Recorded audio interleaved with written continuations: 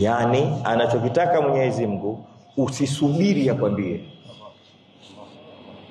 Usiamke umekaa unasubiri mzee ataniambia nini. La, wewe uwe ndo wa mwanzo kumuuliza mzee kuna nini leo?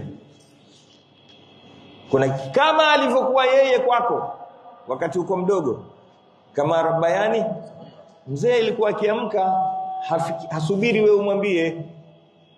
Atafanya anachokifikiria wewe kwako na utakatumwambia. Akiamka tu kitu cha kwanza hapatikani watu. Vipi sasa watoto? Halali. Hali wakati mwingine hata sawa atakukoga kwa sababu ya wewe mtoto hivi. Sasa hii sasa tuigeuze tu. Wa qadha rabbuka alla ta'budu illa iyyahu wa bil walidaini, yani ihsan ni kutangulia wewe kumtekelezea haja zako mzee kabla ya hajasema hayyan wa mayita. Isiwe kama wanavyosema watu wa sehemu fulani kwamba mtu anaishi na mzee wake vizuri, akishafariki basi kamsahau tena.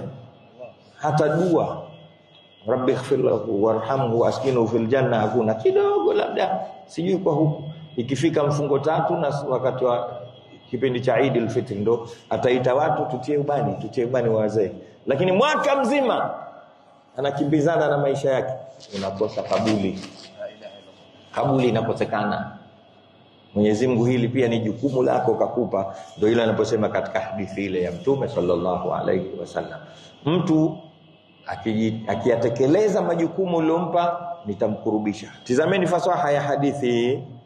Anasema utakuwa karibu na Mwenyezi Mungu. Mapenzi bado hayajakuja. Tunatafuta mapenzi. Ukiwa mwepesi wa kutekeleza majukumu aliyokupa Allah subhanahu wa ta'ala, utakuwa karibu na Mungu. Na unaweza kuwa karibu ya mtu lakini asiwe na habari na wewe. Mimi niko karibu na hii chupa lakini inafanya shughuli zangu mpaka nikiwa na kiu. Kwa hiyo unaweza kuwa karibu ya mtu hana habari na wewe, anafanya shughuli zake mpaka kukanyaga upo kumbe. Hujawahi kuulizwa hivyo? Kinachotakiwa ni ukaribu wenye mapenzi.